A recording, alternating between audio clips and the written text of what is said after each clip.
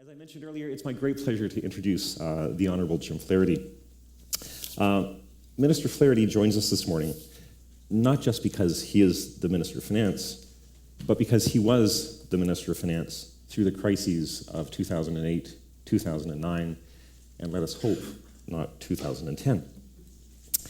He was driving the bus when the global financial system crashed, and it's a testament to at least three things: good management, good governance, and I think good luck, that the wheels didn't fall off the bus here in Canada. Mr. Flaherty graduated from Princeton, I think, a few years ago, and from Osgoode Hall. He practiced law for a number of years, and then clearly at some point, he caught the political bug. Now, I know some of you in the audience, too, have caught that same bug. Jim caught it, I guess, deeply and hard, because he ran for office and ran at least once, and then he ran again and joined his colleagues in the Ontario legislature in 1995. Was a minister in that government for a number of years, and in 2006 tossed his hat into the federal ring and was successful. Became the MP for Whitby, Oshawa, and became our Minister of Finance. Now, in 2009, it's certainly a magazine that's known in the financial community, but Euromoney named the Honourable Jim Flaherty as Finance Minister of the Year. Throughout the crisis, so 2008, 2009, the minister focused on almost every possible issue that a finance minister could face, with the possible exception of a bank failure. Asset-backed commercial papers, interest rates, how our banks are capitalized, and folks, he even wrestled with what should we do with the penny. Couch this weekend is incredibly pleased to have Minister Flaherty here, and in fact, incredibly pleased, if I were to say, we actually we'll hear in one form or another from at least three finance ministers. Minister Flaherty, the Right Honourable Paul Martin tomorrow, and here in the audience, and I know he's going to be, has already been an active participant at the microphone, but the Honourable Michael Wilson. With those opening comments, Mr. Flaherty, I want to welcome you on behalf of all of the delegates here. Thank you for taking your time, and the floor is yours.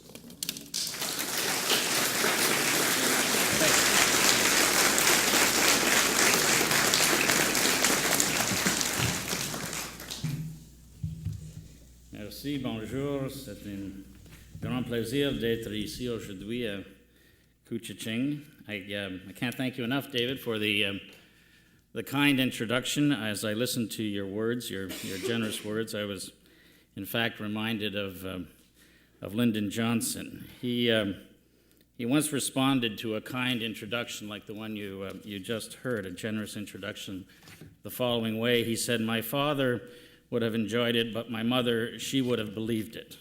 And I sort of feel that way listening to what you just said this morning. Speaking of LBJ, I think I'm correct in believing that every Minister of Finance to ever serve in Canada, around the world for that matter, share a certain affinity with him. After all, it was Johnson who pledged, while asking business leaders to keep prices down to protect consumers, that he would in turn ask labor to keep their wage demands in check. "I will lay the cards out just as straight for them as I do you," LBJ said. "That way everyone will know the score. It's just like the conversation at the card game when one of the boys looked across the table and said, 'Now, Hank, play the cards fair. I know what I dealt you.'"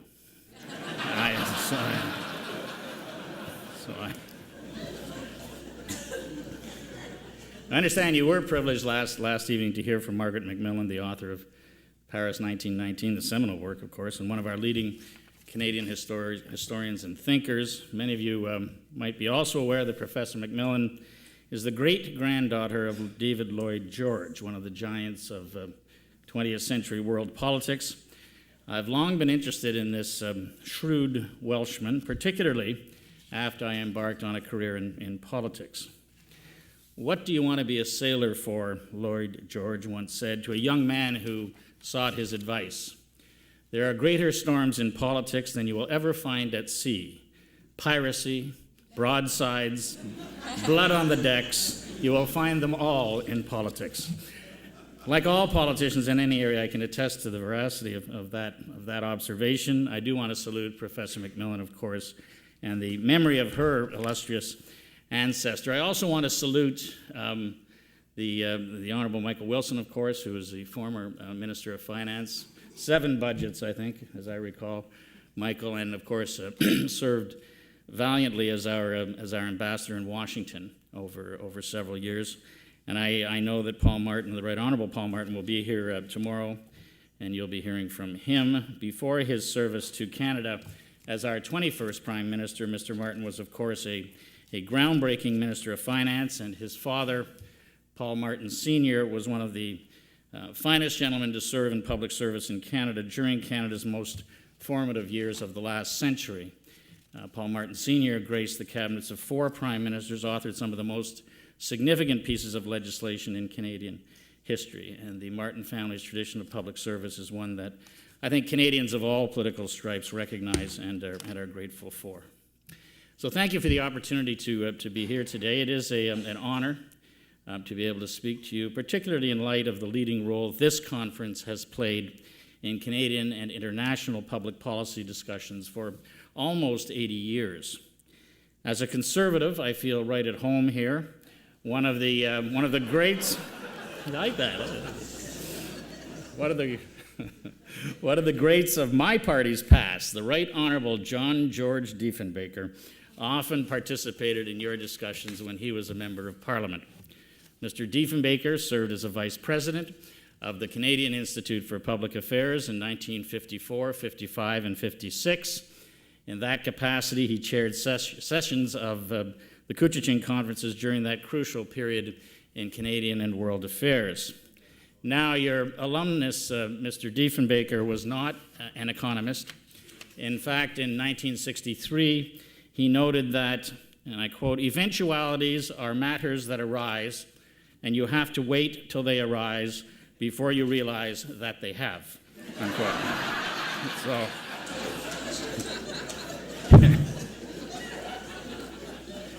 you know, hearing that, one might suggest that he could have been an economist. But I digress. Instead, as you know, Mr. Diefenbaker was a lawyer, one with opinions about economists, mind you. He once told the following story about their crafts. It's a little long, I'll say it quickly. He said, "I'm reminded of the old college graduate in economics who went back to his alma mater to visit his son, who was following in his father's footsteps. The son showed him his examination paper, and the father was astounded to find that it was exactly the same paper he had sat for 30 years before. So he went to the head of the economics department and confronted him with the discovery he had just made. 'What kind of a department,' the man asked, 'is this that sets the same papers, asks the same questions of students year after year?' 'Well,' said the professor, 'the questions don't change, but the answers do.'" Nice. So if there's one thing that Couchiching has provided over the past 78 years or so, it's just that, answers. And in doing so, your 2010 organizers, panelists, and presenters, those here to observe, are acting in the best traditions of Couchiching. You are punching above your weight. One only has to think of the legacy of a brilliant federal public servant named Escott Reed. It was he who came to the shores of this lake in the 1940s and provided the intellectual framework for what we now know as NATO. Mr. Reed, like so many others who have come to this place, punched above his weight. Canadians, when we consider our nation's economic performance, both leading up to the crisis of 2008 and after, have also been punching above our weight as a nation. We just don't like talking about it. I'll break with that very Canadian mold today. I will actually say it. By any economic indicator, Canada is punching above its worldwide economic weight class. It brings me particular pleasure to say this as your 2010 discussions are taking place so soon after to paraphrase the theme of this conference, a watershed event for this country. That is, the economic summits in Canada that brought world leaders together to set a course for strong and sustainable economic growth. Canada played a pivotal role in drawing out this roadmap to recovery, both in what we did to prepare for a global crisis and the way we responded when it arrived. It only makes sense then for me to recount the extraordinary events of recent years at this forum that was around during the last great global crisis of this magnitude in the 1930s. Over the past couple of years, we have witnessed, and I believe made, history of our own. Just as this institute has done, our nation has once again answered the call in global efforts to make the world a more stable place for all. And if that isn't a nation of 33 million punching above its weight, I don't know what it is. Now, it is important to put the economic crisis that the world has faced in context, and I'll try to do that fairly briefly. If we go back to August 2007, it was the time when the threatening credit crisis emerged manifested itself in the form of the subprime mortgage crisis in the United States. By the end of the next year, certainly by October 2008, the crisis had grown exponentially and reached into the real economies. The world faced potentially the most serious economic crisis since the Great Depression. By later that fall, 2008, the full effects of the crisis were being felt outside of the credit markets as the recession hit the real economies. Thankfully, in Canada, we had prepared. We had run balanced budgets. We had paid off a massive amount of debt, some $40 billion during our government's time in office since January 2006. As the crisis intensified, I and hundreds of others were on the campaign trail for the federal election that was held on October 14th, 2008. The election was ongoing. The economic news was getting worse. Frequent discussions were being held internationally. I was speaking often with my counterparts, particularly in Europe and the United States and the G7, regarding what should be done about a looming serious recession, one that was not foreseen by the economists. In Canada, we took some immediate decisions to help alleviate the troubles in credit markets. First, we decided that we would purchase CMHC-insured mortgages to provide more liquidity in the system. Secondly, we decided we would guarantee the wholesale debt of our banks to enable them to have certainty as they lent to one another again and to maintain a level playing field, because you'll recall at that time it started with Ireland, but then other countries were guaranteeing the indebtedness of their banks. I made that first announcement on Friday, October 10th, 2008, in the morning in Ottawa. That afternoon, I was in the cash room of the Treasury with the other G7 finance ministers, central bank governors. And let me say, I've been to lots of these meetings over the course of, 4.5 years now, but this was a different kind of meeting. Financial markets were teetering with uncertainty. Hank Paulson, who was the Secretary of the Treasury then, opened the meeting by saying, basically, we're in a lot of trouble.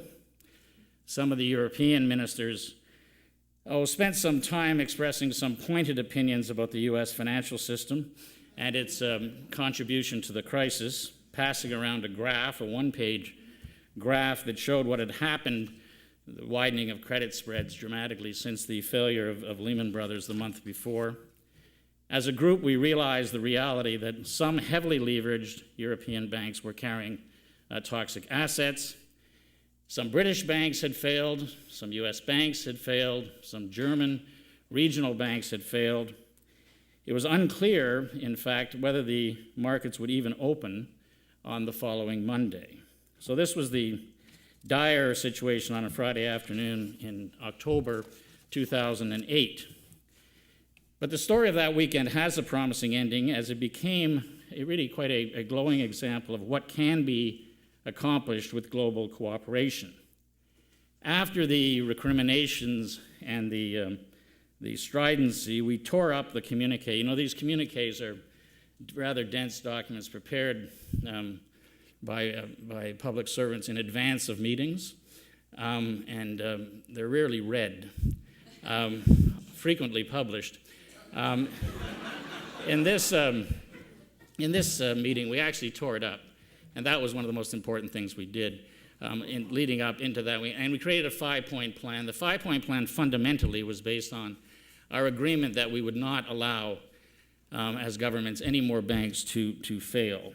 The next morning, we met with President Bush, then President Bush, at 7 a.m. in the Roosevelt Room of the White House. He agreed to the plan on behalf of the United States. He went out to the Rose Garden, gave a press conference endorsing the plan. Then on the Saturday, we had the meetings with the International Monetary Fund. Later in the afternoon, the Council of the Finance Ministers of the Americas, South America, Central America, North America, we met and we all endorsed the plan. And then that evening, on the Saturday evening in Washington, the G20. And President Bush attended for part of that meeting as well, and the G20 ministers endorsed the plan as well. So that by Saturday evening, we had global economic agreement on the 5-point plan. We then started the sequence of summit meetings in Washington in November 2008, in Pittsburgh last year in the spring, and then in London later in the year, and as you know, in Toronto a month ago, and in Seoul, Korea later this year in November. In Pittsburgh, the leaders agreed that the G20 would serve as the premier forum for international economic cooperation, with a clear mandate to continue its prominent role well beyond the economic crisis. In Toronto, we set our sights equally high on ensuring the world's economy would never come so close to crisis again. Prime Minister Harper summarized the Toronto accomplishments after the summit. First of all, and this was not easy to obtain, firm targets for advanced economies on deficit reduction and reduced debt burdens. We agreed on specific targets, that is, countries would cut deficits in half by 2013 and stabilize or reduce debt to GDP ratios by 2016.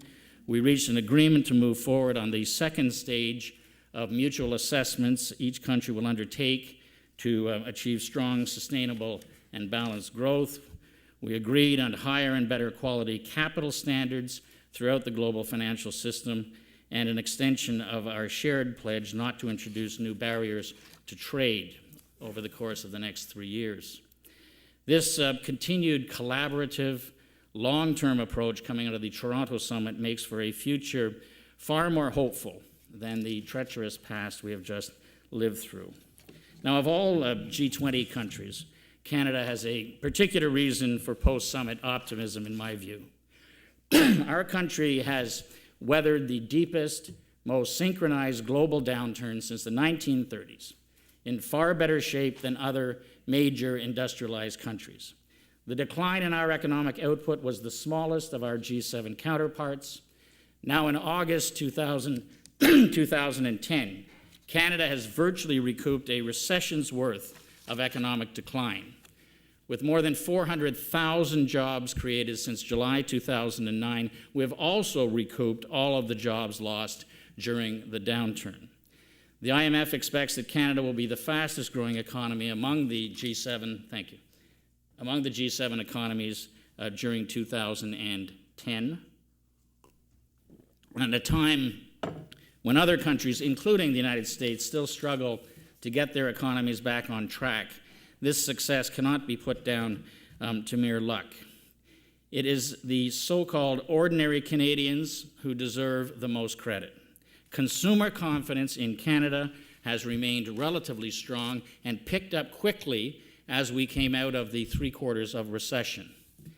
One of my heroes, Robert Kennedy, once said, "Most of our fellow citizens do their best and do it the modest, unspectacular, decent, natural way, which is the highest form of public service."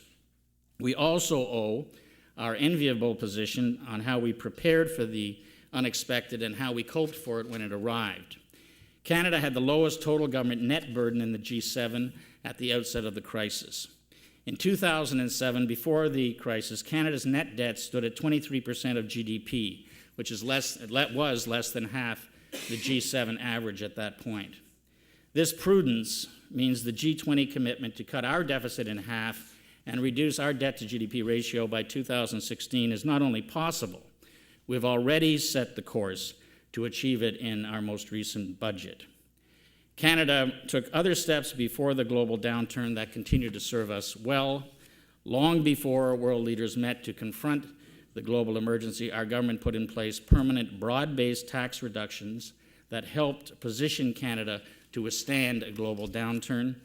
Actions taken by the government since 2006, including those in the Economic Action Plan, provided $220 billion in tax relief over 2008-2009, when the crisis was at its worst in 2008-09 and the following 5 fiscal years. That means that as other nations, and this is the competitive aspect of this, that as other nations face the prospect of tax increases due to unsustainable budget deficits, Canadians can benefit from tax relief that is both permanent and affordable. We also made innovation a government priority virtually from the day we took office. This year, in my budget, we provided $1.4 billion in new science and technology funding. And when you go with the previous budgets, which are another $2.2 billion, we have another $4.9 billion in additional funding overall provided in Canada's Economic Action Plan for innovation. This helps explain why Canada's investments in higher education, research, and development as a proportion of the economy are now the highest in the G7. This preparation put us in a good position, but the magnitude of the crisis required an extraordinary response. As the economy began to slow in December 2008, and you'll recall we had just had an election in Canada in the middle of October. We were re-elected once again as a minority government, and back to Ottawa and back at it. We decided that we would schedule the earliest budget date in Canadian history, January 27th, 2009.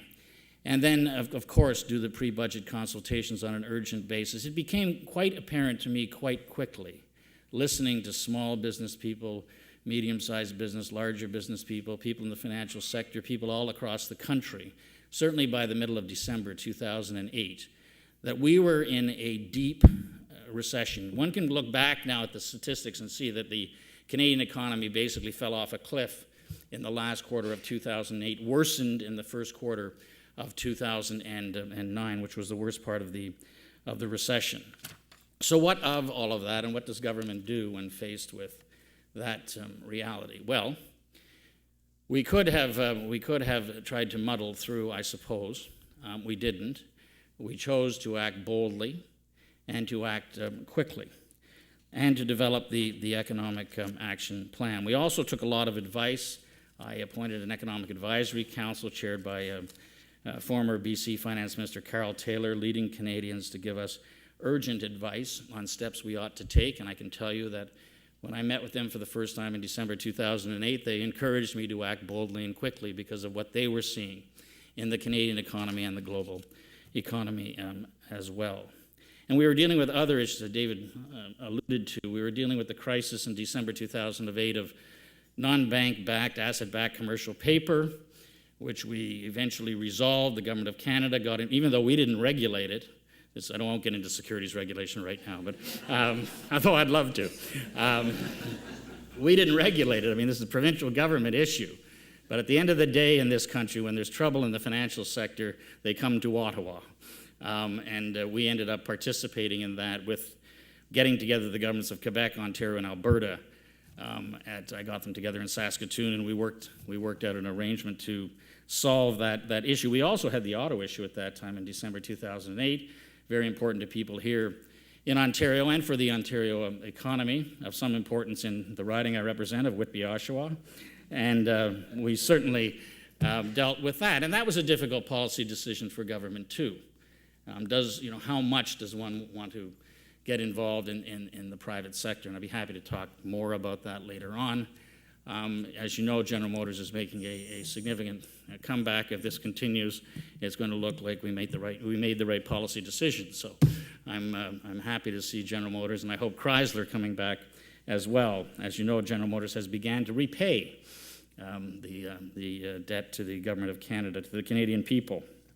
As I say, we can see the data in retrospect now about the depth of the recession at that time. Our view at the time was that we needed to act boldly and quickly, and that if we did not, there were two great risks. One was we would have a longer, deeper recession in Canada, and the other was that we would have very substantial unemployment, double-digit unemployment in our country, which has been seen elsewhere. As it is now, our unemployment rate is about 8%. The American unemployment rate is about 9.5%.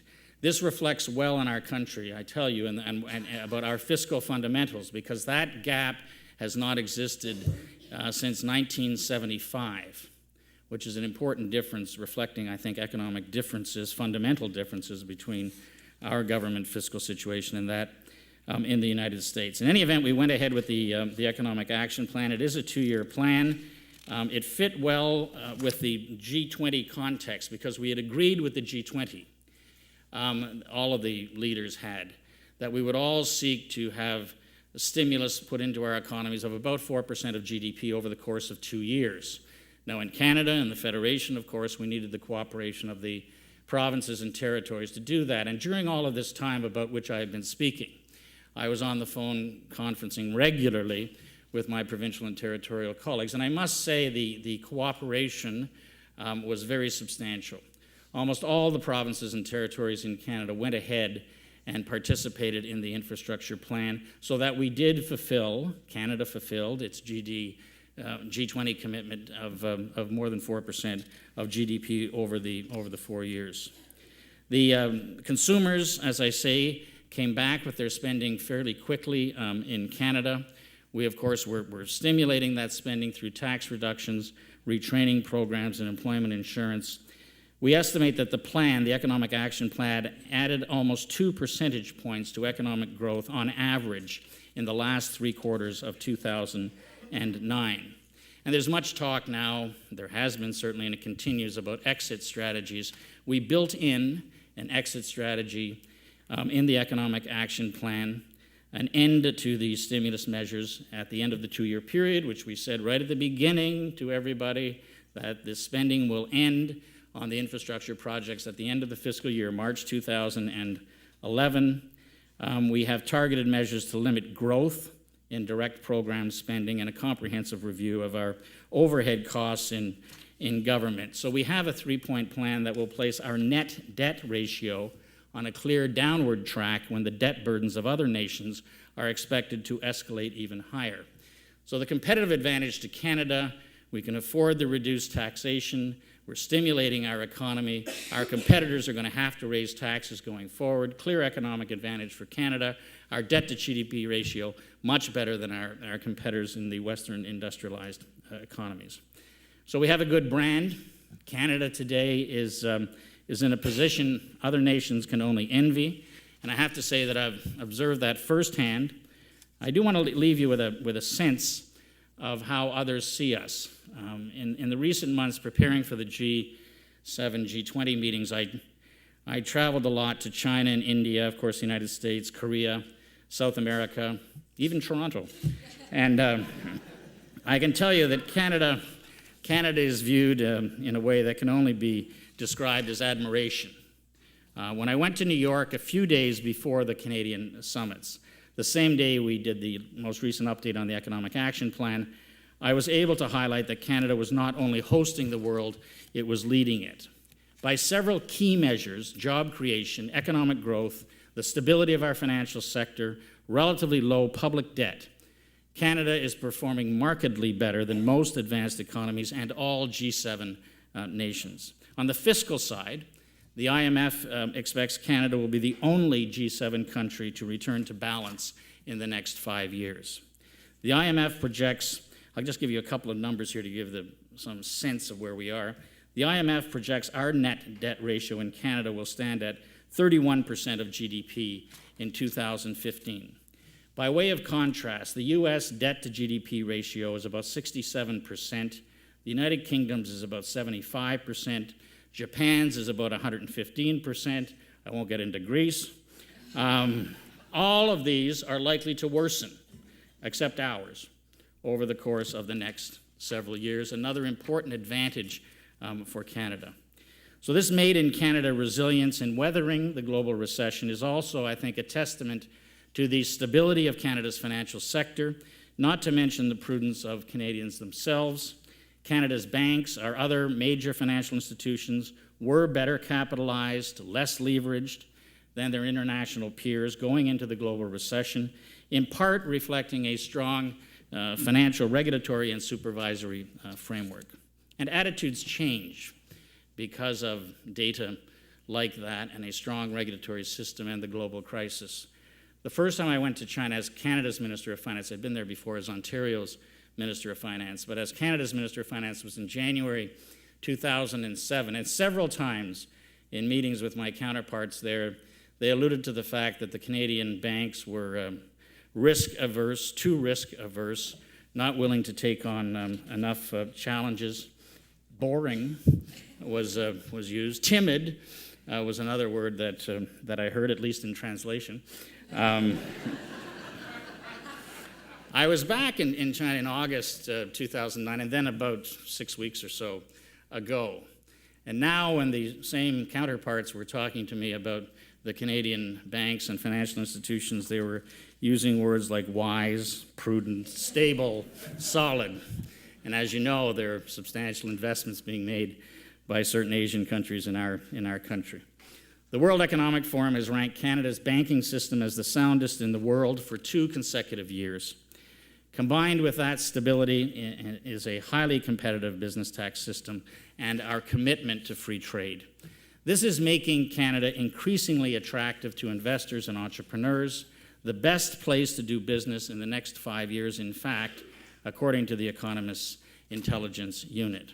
And as I say, Canada's tax advantage will only grow as our tax rates continue to fall through 2012, a major competitive advantage, and it is a federal advantage because we challenged the provinces and territories several years ago to join us in making Canada a more attractive place to invest by reducing the business tax burden, to try to get to 25% overall.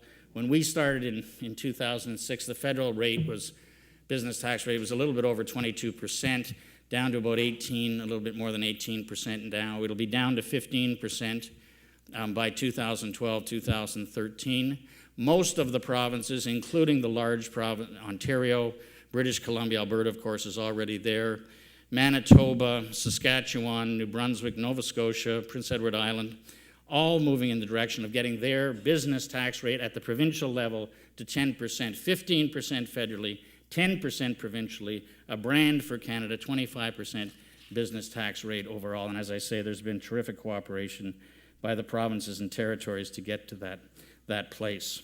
We also, in the budget this year, not only promoted free trade, we eliminated tariffs on imported machinery and manufacturing inputs, in the process becoming the first G20 nation to become a tariff-free zone for manufacturers. So we don't just say that we believe in free trade, we take actions that are consistent with that policy perspective.